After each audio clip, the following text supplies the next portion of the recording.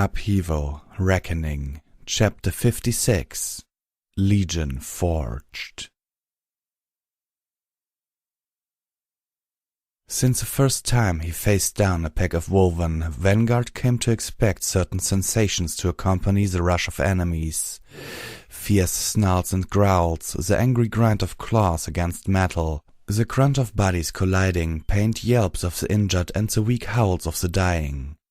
For all their bloodlust and persistence, the wolven were familiar, and familiarity always brought some comfort. He knew that the ponies from the western and southern legions must expect similar things. His previous fight, however, had been against silent, pony-shaped monstrosities of flesh and bone, the monstrous creations of an alicorn identified as Caro artifacts. Once more, Vanguard found himself charging against monstrous and mostly silent creations, this time from Smart Cookie. The smaller, dark green metal constructs whirled and clicked into the fray. No two looked the same, but they were all bizarre, gaudy, jagged things, with far too many cutting implements. Despite their awkward appearances, they moved with surprising agility. They scuttled, slithered, and even rolled through the rough, sloping terrain with ease. It was hard to tell if these things had eyes or any other senses, even if some of them had something vaguely resembling a head. The constructs emerged from the old kingdom like a disturbed colony of ants, swarming out to destroy anything that dared to be nearby. Their sheer numbers were intimidating enough, and the wicked ways by which they were equipped for battle gave even more of the legionnaires pause. Enormous beetle-like pincers clicked menacingly, powerful crab-like claws waved about, and spinning saw blades attached to spidery legs promised a gruesome end for the careless. They came not just in various shapes, but sizes as well. The smallest ones were roughly the same size as ponies. There were larger ones, some merely 2 or 3 times the size of a pony, to enormous behemoths the size of siege towers. To combat this sudden threat from the filthy darkness that Equestria eventually emerged from, representatives from all 3 legions had gathered around the Old Kingdom. Earth ponies steeled themselves for the inevitable crash. Pegasi took flight, and unicorns intoned their first spells. It was unclear as to who had the advantage in numbers. The enemy horde looked manageable for the time being, but more was still pouring out of the Old Kingdom. Terrain, however, favored the Legion. The Old Kingdom lay at the bottom of a lake, and its freakish creations had to move up a slope to engage. A hail of bolts and arrows crashed into the first wave of constructs. The Northern Legion's Pegasi were armed with light crossbows, which let them retain their mobility and reload quickly for suppressing fire while maintaining sufficient power to hurt the mobile and lightly armored wolven. From their aerial vantage points they picked out and concentrated their bolts on the faster constructs. Steel-headed shafts pierced thin armor plating and jammed into the moving parts inside, hampering and even stopping the enemy. The Pegasi flew in small formations, dodging and weaving when the constructs fired back with high-speed darts and spinning blades. The Western Legion's bolts came from the ground. To pierce earthen-heavy armor and musculature, Earth ponies wielded enormous heavy crossbows, much too big to use effectively in flight. Their bolts shattered the smaller constructs and pushed back even the bigger, thicker armored ones. If that wasn't enough stopping power, the Western Legion had also brought along some of its notorious beer skewers, essentially small, metal-proud ballistae mounted on the back of Earth ponies. A second pony accompanied the weapon carrier, holding the ammunition, aiming, and keeping the weapon steady. The size and power of a beer skewer was almost grotesque in its exaggeration, but it was necessary when encountering the rare earthen titans.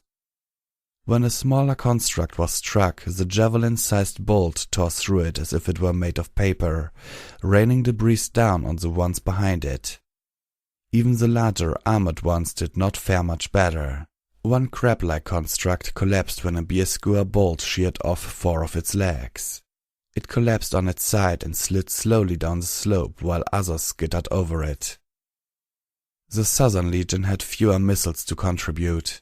Concentrated missile fire was not a favorite tactic in the thick jungle fighting skirmishes that made up many of the encounters between Equestria and Ophides. Armed with longbows for more versatility, Pegasus archers picked their targets individually, trying to home in on the more dangerous-looking ones and sniping them from various angles. They flew low, just out of reach of the larger constructs. In the jungle they would be under the canopy, thus avoiding being clear targets for vibrant snipers. Physical missiles were not the only things pushing the horde of constructs for coming at the Legion from a lower ground. The northern Unicorn Magi had assembled their spellfire lines, unleashing a steady stream of fire, lightning and force against the enemy front lines. They fired in turns, with one row casting while the other recovered and intoned to ensure a constant barrage of spells. At the very rear of the Legion, the Western Unicorn Magi had formed their evocation arrays long before the fight started. Against the magic-resistant Ursans, Unicorn Magi in the west rarely worked alone. The smallest array, comprising 3 participants and a director, was called a ritual. The participants channeled their magical energy into a single blast of raw force, which the director aimed and fired for great distances. A ceremony was an array of 2 rituals led by a coordinator. 4 rituals, 3 in a participatory role, and a lead one at the center made up the largest evocation array known as an assembly. It took more than just putting together every available Unicorn Mage to create these arrays. Teams had to practice together for long periods before risking actual combat. There were also stories of attempts to form even bigger arrays. None of them ended well.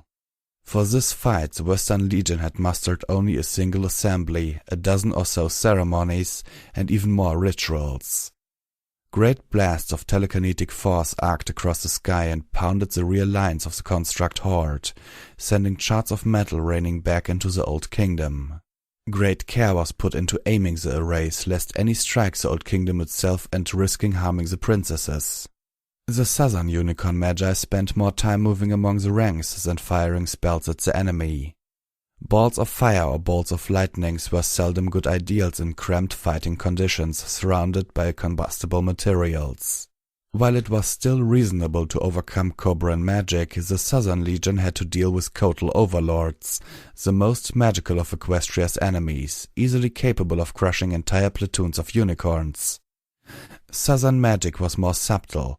Enhancements to speed and power, temporary shields to help with the first impact, protections against potential toxins, and most importantly, harmful blasts of energy.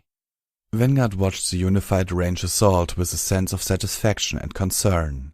Their attacks proved effective enough. The smaller constructs crumbled under the wave of bolts, arrows, and spells. More enemies continued to emerge from the Old Kingdom, and the Horde was single-minded in its assault. Even the most bloodthirsty and stubborn Woven commander would have hesitated at the amount of casualties its troops were taking before they even got to the melee.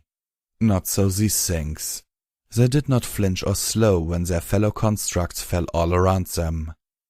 Then there was a big one. Special Operations already knew of the existence of the Cold Steel construct, but there was too little information at Hoof to formulate a plan of attack should they encounter it. It was shaped like a giant earth pony. Vanguard watched with great concern as it took a blast from the Western Legion's assembly. White surges of magical energy flowed across its armor plates briefly, but it continued its ponderous advance without taking so much as a scratch. After a slow but persistent surge, the constructs finally approached the Legion's front lines. The reaction was instantaneous. Once the constructs reached a certain distance, the frontline legionnaires charged. Earth ponies from the north occupied the front lines, Vanguard clash among them. They were the most heavily armored, well suited for slamming into woven lines and breaking them apart. At a downward gallop they crashed into the enemy, trampling those that got under hoof into flattened fragments and pushing back even the larger ones. Vanguard himself slammed into a 6-foot-tall bipedal thing with enormous grasping arms. Its knees snapped from the impact, leaving the rest of it to be trampled to pieces by his hoofs. The constructs fought viciously. One legionnaire lost both his forelegs to the spinning blades of a scorpion-like monstrosity. As the legionnaire fell, the thing lifted all 5 of its drill-tipped tails and plunged them into him. Yet this unfeeling relentlessness their foes exhibited also proved to be an advantage. Gaps quickly emerged within the enemy front lines. The Old Kingdom constructs showed no concern for each other and preferred to charge in deep to kill as many ponies as possible over maintaining any sort of formation. The legionnaires from the west were quick to seize this flaw. The heaviest barding did little to protect a pony from the claw swipes of a massive earthen, so the Western Legion outfitted its infantry with lighter ones for mobility. For weapons, they preferred long barbed spears or great jagged blades. In either case, they were trained to outmaneuver their bigger, slower foes and to leave behind horrific wounds until they bled to death. For this fight, they pushed past the front lines and towards the lightly armored constructs that fired darts and blades at the Pegasi. They cleaved through their foes with ease and then leaped out of the fray when the heavier constructs gave chase. In addition to its earth ponies, the Western Legion also had a few lancer flights brought into the heartland. They were the oddities among the Legion's Pegasi, the most heavily barded and the least maneuverable among all of them. Lancers were picked according to their strength and endurance rather than flying ability and long-range accuracy. They were armed with their signature broad-tipped spears. Each one was nearly 10 feet in length, a quarter of which was metal. They dive-bombed large armored targets with finely owned precision, using special harnesses to release their weapon if they broke or got too embedded. They were also armed with heavy, curved blades for swooping strikes. The Southern Legionnaires proved the most out of place in such a massive battle. Just as its long-range units did not favor large formations and mass concentration of fire, the Southern Legion's melee units were not prone to holding lines or breaking them. Heavy metal barding rusted quickly in the humid air of the south and was a great liability in the marshier areas. But protection was a must against the poisoned arrows and darts. A Southern Legionnaire was clad in medium barding, made from very thick leather reinforced with chitin plates from the jungle wildlife. A recent influx of dead dragons also provided many of the higher-ranking Legionnaires with dragon scale barding, light, tough, and waterproof. Weaponry was a matter of balance, short bows for elusive vibrants and cobrans, white-bladed swords for close encounters with constrictors or very stubborn undergrowths. For this fight, they provided stop-gap reinforcements, helping the Northern Legionnaires hold the line and providing support for the Western Legionnaires pushing ahead or falling back. "Ayeho!" Scarlet Rabbit yelled. As brutal as the melee was on the ground, the Pegasi were not any better in the air. Blood rained on the ground units, with feathers slowly following after. A Pegasus was seldom struck just once when hit, and a single still moment, either from hesitation or pain, was all it took to be peppered by a dozen or so flying blades and darts. When bodies fell from the air, they were never in one piece. Though the Old Kingdom's constructs fought silently, the Legion made up for it with fierce neighs and fiercer oaths. The bang and grind of metal was constant and everywhere. When the constructs brought down a pony, the screams that followed was enough to set Vanguard's teeth on edge. He had seen the Wolven tear a pony apart and drag away chunks for food, but these things drilled, sliced and tore with ferocity that he could only call fanaticism. "Vanguard!" Knight Cantor being so close left Vanguard confused. He was by the very front lines, slashing and stomping on every construct that tried to force its way to their more vulnerable units. The precautions taken in moving Legion troops into the heartland meant that their numbers for this fight could have been more. Every Legionnaire was needed to push back the enemy, including every special operations agent available. "Knight Cantor!" Vanguard had to yell to be heard, even though Knight Cantor was a mere foot away. She stood by his left side, unleashing a barrage of force missiles at their foes. If Knight Cantor's presence wasn't enough of a surprise, the directness of her methods certainly were. "I thought you'd be by a spellfire line." "I figured that some pony better keep a close watch on you," Knight Cantor yelled back. She ducked as a dart whistled past her. Our dear elements of harmony won't take it well if they come out of that hole and find your corpse, unless two of them have some really bizarre tastes." Vanguard grunted and swung his two-bladed sword so hard that it cut through the wolf-like jaws of Construct, tearing through its beetle torso and splitting its snake tail in two. A moment later, and that sudden burst of fury was followed by pangs of embarrassment.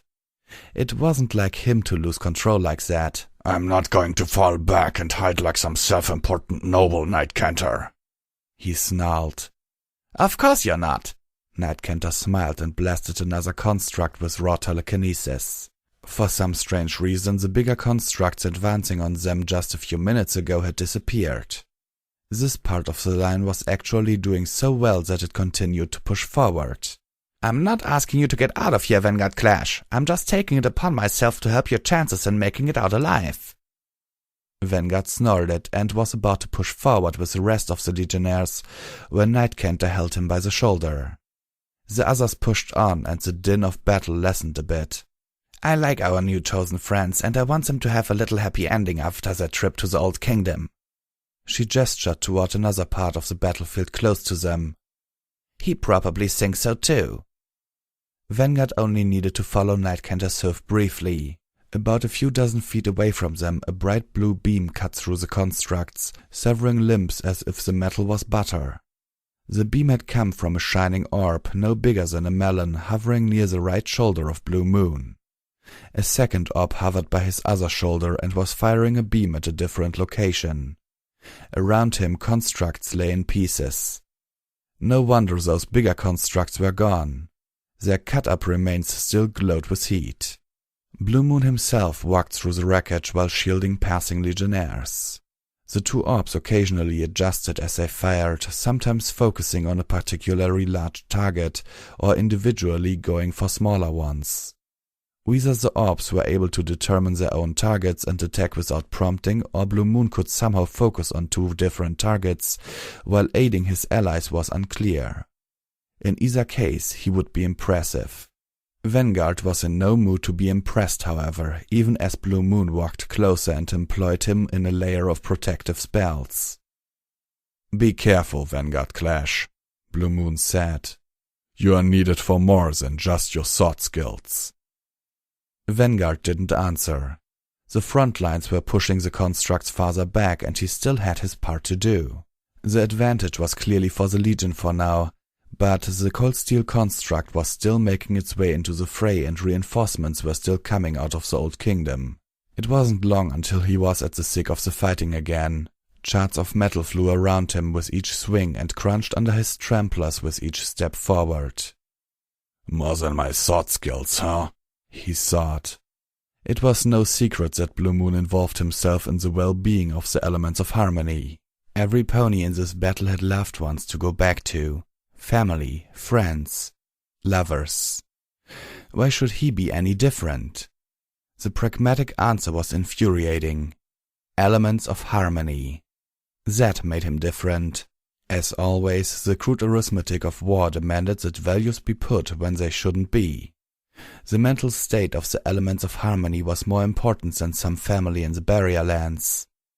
Vanguard slashed again, this time so hard that the grip rattled in his mouth.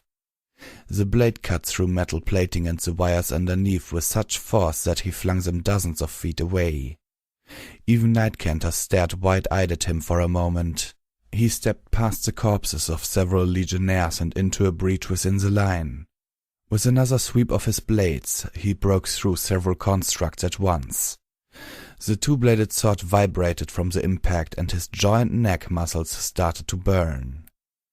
As the battle went on, the piles of junk and dead bodies began to slow the Legion's advance.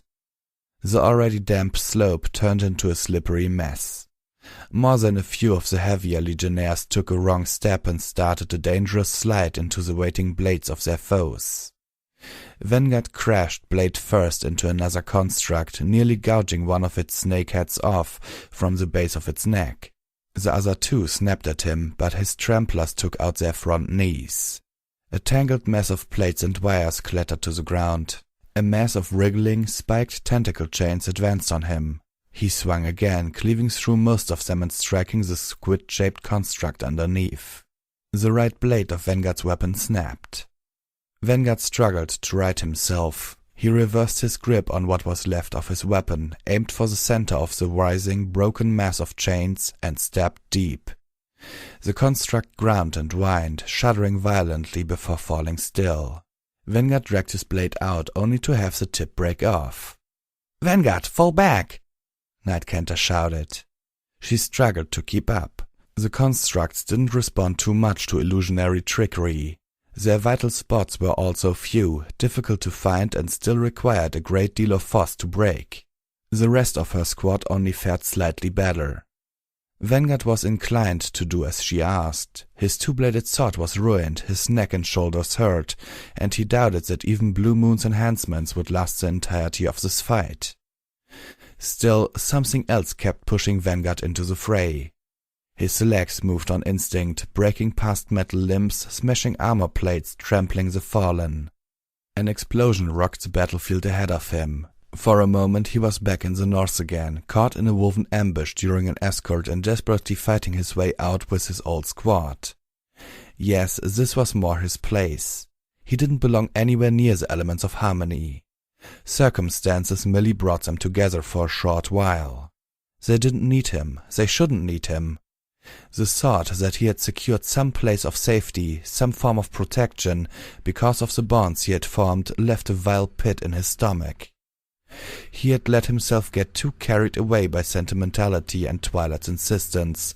Being out here with the rank and file offered a renewed perspective. Nightcanter shouted again, but the din had risen to the point that he could hardly make her voice out, let alone what she was yelling. Blue Moon's enchantments sparked as another blow veered away from him. "Stop!" The cold, pragmatic thought slipped past Vanguard's teeth-grinding fury. He had to stop. Whether it was to take a breather, to find another weapon, or to simply regroup, he had to stop. He strained to get his legs to follow and to let some pony else go into the breach. He recognized the sensation now. It had slipped through while he was distracted by Nightcanter and Blue Moon's words. Woven bloodlust. He cursed at himself. How could he have let things get this bad? He had never let the bloodlust take over this far. Not since he was a colt. "It's all feelings, Vanguard. The moon rage, the bloodlust, even the regular lust. Feelings come and go. They're not you until you own them. Will and duty, that's what you should always follow. They tend to stay around." Sharpfang's words had held true all Vanguard's life. It was advice born of dealing with a far harsher form of the woven blood and a far more unforgiving scrutiny by the Legion. Sharpfang set act out a place for himself in the Legion through unfeeling consideration, giving up his dream of fighting in the front lines to make sure that the thrill of battle did not inflame the blood. Once more it was that advice that Vanguard relied on. Perhaps it shouldn't be just him. If he was a chink in the elements of Harmony's armor, it was time for that chink to disappear. "All feelings," Vanguard thought. "Calm down." Sixth Squad eventually reached him. With the mindless rage settling, more immediate things came to the fore. The ground was shaking. He didn't even need to look to know what that meant. The cold steel construct's shadow was already upon the Legion. The ground rumbled with each step. The ominous grind of the behemoth's body parts moving were punctuated with strange and powerful hisses of gas escaping, as if the thing was breathing. The inescapable smell of blood and decay was tinged with a hint of ozone. "Good thing you got whatever that was out of your system," Nightcanter said in between pants. "Let's fall back before that thing steps on us." "Captain!" Scarlet half landed and half crashed just a few feet away from Vanguard. He was up before they could even try to assist him, gulping down air as if he had just escaped being strangled. The right side of Scarlet's chain barding had been nearly torn off. His champron was gone as well. Cuts, both deep and shallow, covered most of his torso. "What's wrong, Scarlet?" Vanguard asked. "Something wrong with that giant metal pony," Scarlet said. Despite his wounds and the bad landing, he was still hopping in place. "A few of us flew in to see if we can find some spot to shoot at when we all dropped like flies. I nearly snapped my neck too. What did it hit you with? Night Cantor asked. That's the weird part, Scarlet said. It's doing something to the air around it. No matter how hard I flapped my wings, the stuff just flows through. I couldn't get any lift going. Several squads of Pegasi circled the cold steel construct from a distance. When a few tried to move in even just a bit, they plunged and could only regain altitude if they fell farther away from the giant. That's probably why it's constantly expelling that gas, Vanguard said. A defense against flying enemies. Smart Cookie had Pegasi and unicorns covered, Night Cantor said. The evocation arrays have been punning that thing once it got in range, and nothing's denting its magic resistance. The cold steel construct had no visible weapons, nor did it need them. No pony was crazy enough to be anywhere near it at ground level. Its hoofs were big enough to flatten an entire platoon without pausing, and it was tall enough to have peeked through the walls of Fangbreaker Fortress without rearing up. All it needed to do was keep moving forward. Already the line of troops in its direct path was forced to fall back. The rest of the line also had to do the same, or risking being separated and surrounded. They were fortunate that the smaller constructs were too concentrated on mindless slaughter to take advantage of the cold steel construct's advance, but that didn't mean the fight would not be lost anyway. Vanguard shook his head. They couldn't lose. If they retreated now, these things would swarm the heartland. Next to him, Night Cantor ordered the rest of her squad to retreat. The rumbling grew louder, and the shaking was enough to rattle the broken remains around them. They had to go. But where would they fall back eventually? If the front lines receded too far, the rear units would have to abandon their evocation arrays, costing them a great deal of magical firepower. There had to be a way to hurt the cold steel construct. Despite the resources put into making it, no matter what kind of genius was behind its design, it was still made by a flawed pony. There had to be some weakness. Vanguard wasn't the only one whose immediate concern was to fall back, however. Two more glowing spheres materialized before Blue Moon.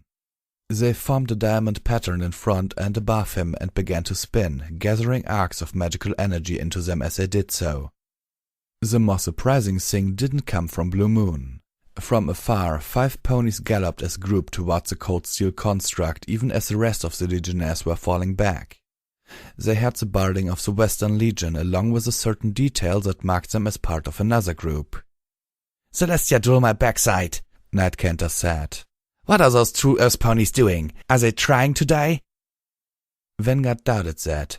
At least he doubted that getting themselves killed was the only thing those true Earth ponies were trying.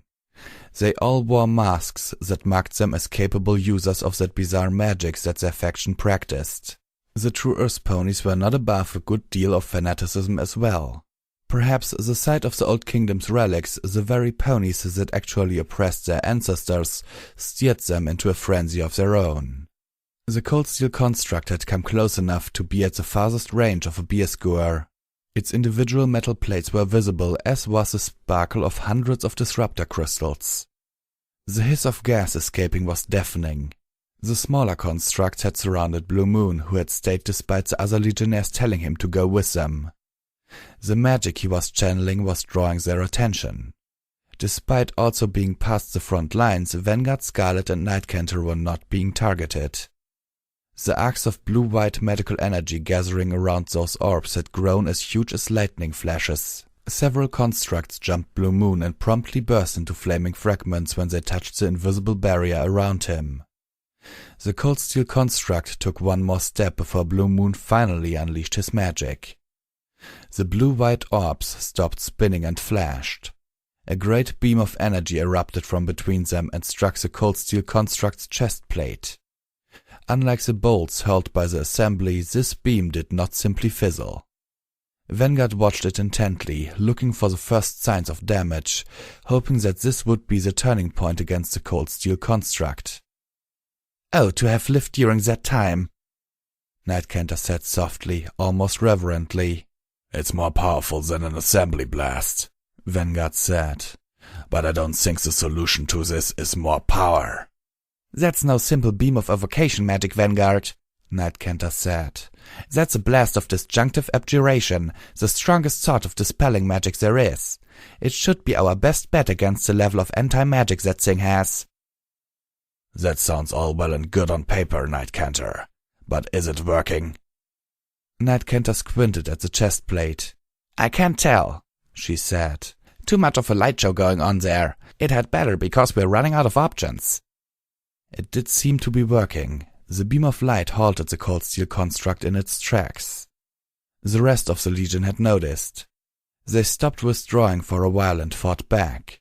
It wasn't just the Legion that noticed as well. The smaller constructs attacked Blue Moon in a frenzy, throwing themselves into his barrier with abandon until their smoldering fragments piled up.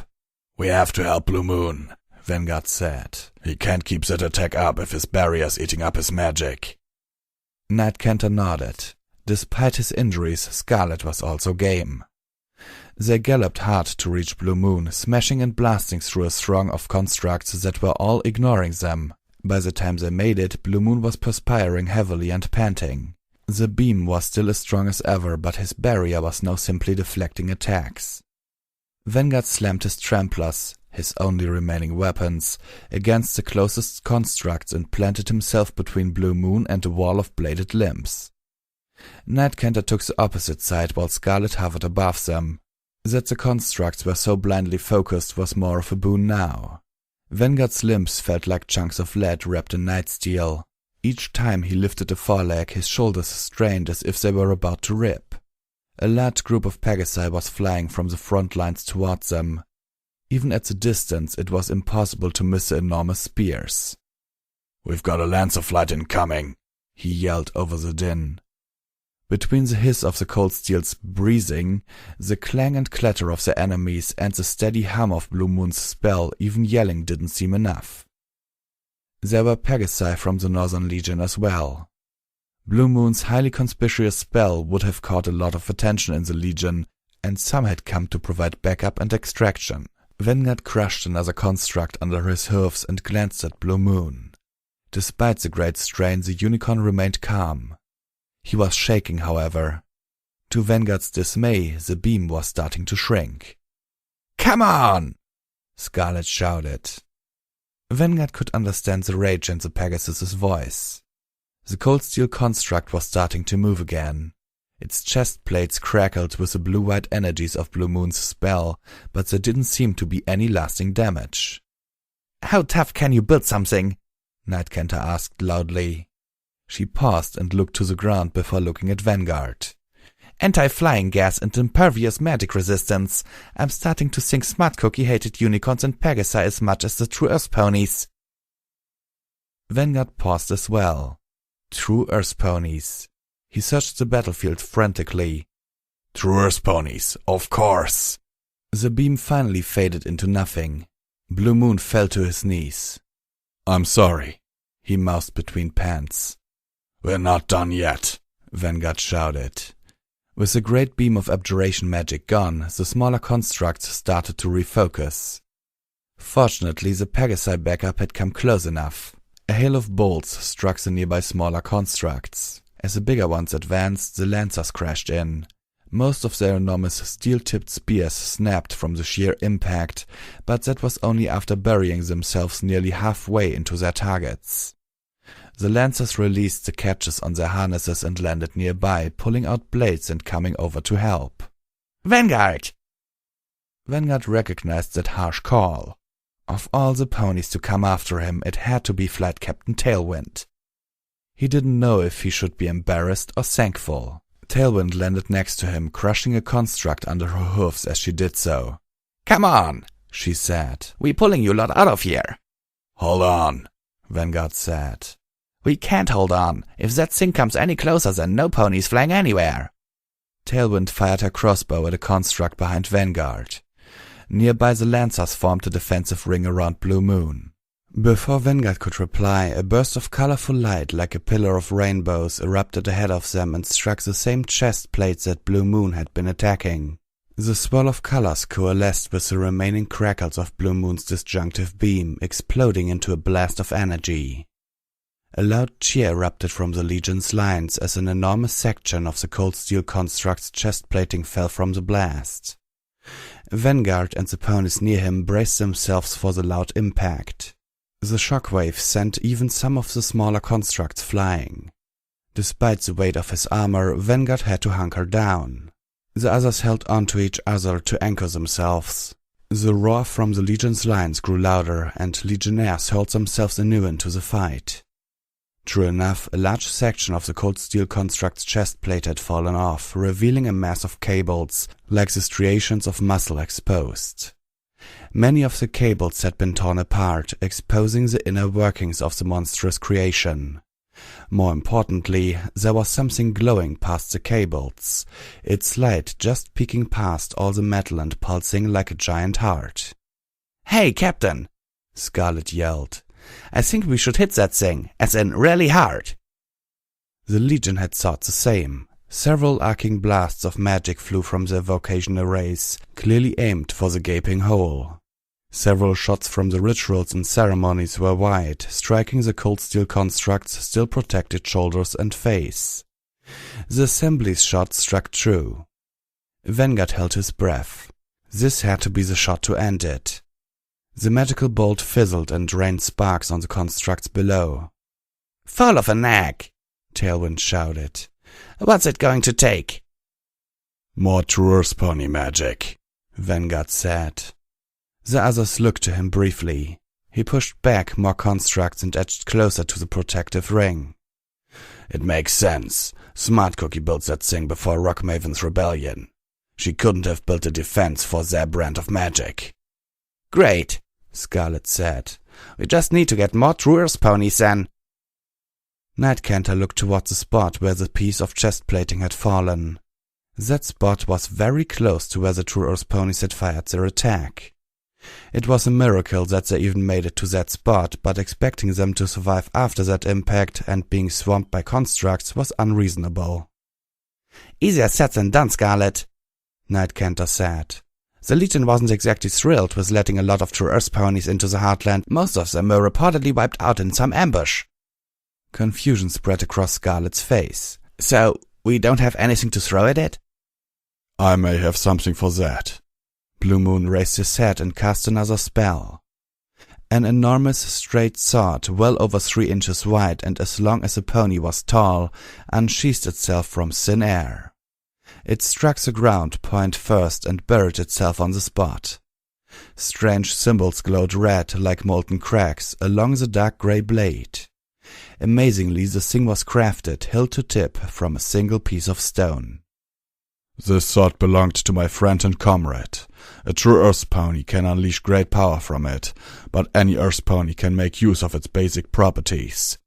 Vanguard Clash, I have just enough strength to teleport you close to that heart-like object. Use this sword to destroy it." Vanguard nodded and approached the sword, but Tailwind stepped in front of him. "That thing's liable to fall apart if destroyed from the inside," she said. "Pegasi can't approach it, so who's going to provide extraction?" Blue Moon looked to the ground and shook his head. "Remote teleportation at that distance is impossible for me, even at full strength," he said. "There is no extraction." "Then I'll do it," Tailwind snapped. She reached out to bite into the hilt. Her face was still half a foot away when a surge of colors arced out of the weapon and struck her. With a cry, she fell back and rubbed her face in agony. "Did you think that the true Earth ponies would craft their artifacts to allow Pegasi and unicorns to wield them?" Blue Moon asked. "Frenzy Heart used a great deal of personal power just to allow us Thorns to carry it. It must be an Earth pony." "And I'm the only Earth pony around," Vanguard said. He glanced at the defensive ring. Their backup was already hard-pressed. "No time to argue, Flight Captain. I'll take care of this. Fly Blue Moon and the others to safety once I'm in." "No!" Tailwind shouted. "There has to be something else. This is a suicide mission." "Flight Captain." "Don't do this to me again, Vanguard. I'm not outliving you." "Mother." Vanguard held Tailwind by the shoulders and stared at her until she focused on him. "I'm a soldier of Equestria," he said. "So are you. We both know what will happen next." Tailwind grabbed hold of Vanguard's neck and pulled him into a tight embrace. Her chest heaved and she let out a loud, stifled sob. A moment passed and she let go. She wiped furiously at her face and then looked to the others. "We're flying out of here," she barked. "Every pony get ready." Vanguard grasped the hilt with his mouth and pulled it out of the ground. The blade's weight nearly dragged him down. "The sword weighs less to a true Earth pony channeler," Blue Moon said. He fiddled with his coat's pockets and pulled out a small glowing sphere no bigger than a pea. "You'll have to make do, Vanguard Clash." "I can't carry this and wear my barding at the same time," Vanguard said. He let the sword go and undid the straps of his champron. As he unbuckled the other pieces of Nightsteel plate, Scarlet Rabbit flew over and helped undo the others. "I'll keep them for you until you get back," Scarlet said cheerily. "Thank you," Vanguard said. He didn't bother telling the Pegasus otherwise. "Vanguard," Night Canter said, "I'll always regret not getting you." Vanguard nodded and grasped the sword's hilt again. The tiny sphere in Blue Moon's hoofs turned from turquoise to dull gray. A flash of blue-white magic seared away his vision. By the time he drew his next breath, Vanguard was standing on something uneven and metallic. The ground quickly heaved, forcing him to make a grab for anything. His forelegs touched a thick metal cable. That was enough of a clue to tell him where he was. When his vision finally cleared, he saw that he was standing on a tangled mass of cables, holding on for dear life as it turned out. Behind him was the gaping hole that Blue Moon and the True Earth ponies' combined attack had left. He righted himself and quickly ran in before the evocation arrays tried another barrage. The dry heat inside the construct was intense, almost suffocating. Sweat soaked Vanguard's mane and ran down the sides of his neck. The cables proved treacherous to navigate, especially given the darkness.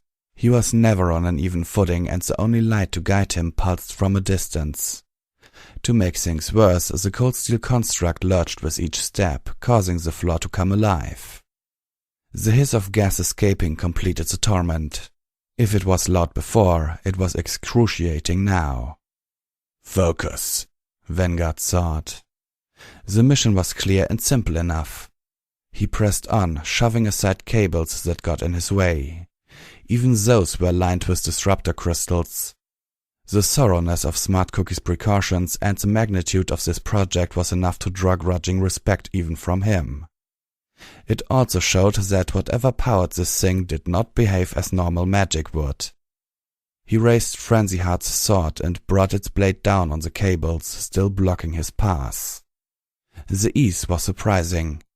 The stone blade was heavy and unwieldy, but it cut through metal as if it was thin undergrowth. The heart was several feet away from the opening, a short walk. Just making it to that spot, however, felt like hours of hard labor. Vanguard was panting by the time he was close enough to the thing. His vision blurred and his legs wobbled. If this thing survived the first swing, the mission was likely a failure. He lifted the stone blade and steadied himself as best he could. His legs tensed for a leaping strike. What could be the last leaping strike he would ever make? All of a sudden the sword felt too heavy. The angle was wrong. The lighting was too dim around him and too bright around the target. The constant movement made it impossible to put any strength into the strike. This was a poorly conceived plan. If he turned back now, he could make his way down the cables. With some luck he could clamp down the cold steel construct and escape. The floor heaved again. The cold steel construct was moving forward. Vanguard grit his teeth so hard his jaw strained against the stone hilt. "Soldier of Equestria," he thought. "You know your place. You know what happens next." Against every instinct telling him to abandon the plan, he took a step forward. The sword wasn't too heavy. It wasn't too dark around and too bright by the target. They were all just feelings. He knew he could make one more strike. He waited for the rumble of the cold steel construct's next step and leapt. The stone blade struck true, piercing whatever material that the painful glow hit until its blade sank halfway through. Vanguard let go after the strike and collapsed on his side, his legs finally giving way. The light abruptly disappeared like a candle blown out. The movement and the hissing stopped. For a moment, Vanguard was in perfectly still darkness. A great victorious roar came from the opening, the fierce cry of hundreds of ponies noticing that the biggest threat in the battlefield had been stopped. Following that elating sound was the ominous whine of metal scraping. The floor was moving again.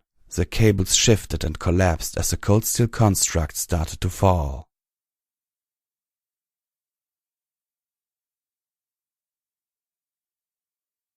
Vanguard! The distant cry was enough for Vanguard to realize that he had woken up. That meant a few things. First, he was alive. Second, a lot of time had probably passed and all the fighting was over. He opened his eyes, but all he could still see was darkness. He tried to move around and quickly regretted the attempt. His hind legs refused to budge. They seemed to be pinned by something, but the pain from the effort meant that they were broken. Indeed, his entire lower half was unmovable. He tried his left foreleg and found it also in some pain and predicament. That left his right foreleg. He raised it and found that a large section of metal had fallen above him. He was lucky that it hadn't fallen through and smashed him flat. Or unlucky. He could be stuck here until he died of his injuries or starvation. Vanguard! Vanguard tried to shout back to alert whoever was calling out to him as to where he was. His throat felt so dry. His jaw ached when he opened his mouth, and all that came out was a weak groan. He tried striking the metal to make sounds, but he was too weak that no pony could possibly hear his feeble tapping. He let out a snort. He had hoped for a quick, clean death if it had come down to it. Being entombed alive was a final ordeal as it turned out. Not so bad, he thought. I've done what I could with what I had. With only silence and darkness around him, Vanguard tried to think of other things to take his mind off the pain in his limbs. He remembered the question he asked when his father first gave him a bit of advice. Father, why did you marry Mother? Now, what brought this about? You said that feelings weren't as important as will and duty. It must have caused a lot of trouble for a lot of ponies for the two of you to be married. A lot of trouble is right. For me, your mother, her family, even the Legion. You could say that it was a decision with a lot of bad effects. Then why did you do it? Shouldn't you have just ignored your feelings? Well, boy, sometimes a pony has to think about his own happiness. Even if it's just once. I knew that mine involved your mother, so I risked it. It doesn't always feel like I made the right choice, but I've always chosen not to regret it. That's really confusing, Father. Just keep it in your thoughts, boy. Maybe it'll make sense someday. My own happiness, huh? Vanguard thought. Fresher memories came to mind. Twilight Sparkle leaning against him along the halls of the royal palace, sitting next to Applejack in that forest clearing with the moon above them bright and the campfire warm. He hadn't chosen, thought that he shouldn't for some pony's sake. He might have been wrong. Maybe that was going to be one more regret before he died in this hole. An hour passed, or was it a quarter of an hour? The metal plate above him shifted. I found him. He's under here. That was Blue Moon's voice. It was easy to assume that a location spell had something to do with his accurate searching. The metal plate groaned and shifted some more before slowly floating away. The stream of light hurt Vanguard's eyes even as a first whiff of cool fresh air invigorated him. He put his one working limb up to shield his eyes. Despite the discomfort, he smiled wearily. Haven't I done enough? He whispered. He wasn't sure who he was talking to. It didn't really matter. Perhaps he hadn't. Once more he was going to be given a chance to do something about it. Vanguard! Tailwind was the first to get to him, cradling his head gently and trying to clear the nearby rubble. He felt something wet drop on his face, followed by another stifled sob. You rotten boy, Tailwind said between sniffs. You're going to kill me with your stunts. She shifted slightly. What are you waiting for? Get some medics here and help me get him out. A quick shuffle of movement followed those orders. Vanguard's vision finally cleared enough for him to see. It was the sunset's last few rays that had hurt his eyes. Around him, Tailwind, Blue Moon, and Scarlet were all smiling. Tailwind wiped more tears from her eyes. "Rest easy, son," she said. "You've done your part." "Not all of it, Mother," Vanguard said, his voice barely a whisper. "Not yet."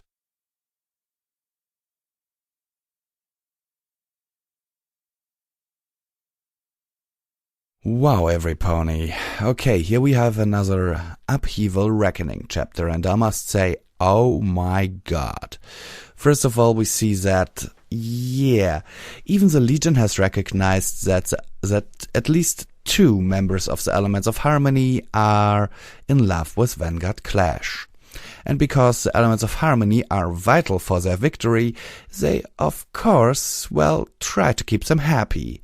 Which is why Nightcanter and even Blue Moon are attempting to, well, save his life, make it easier on him, protect him.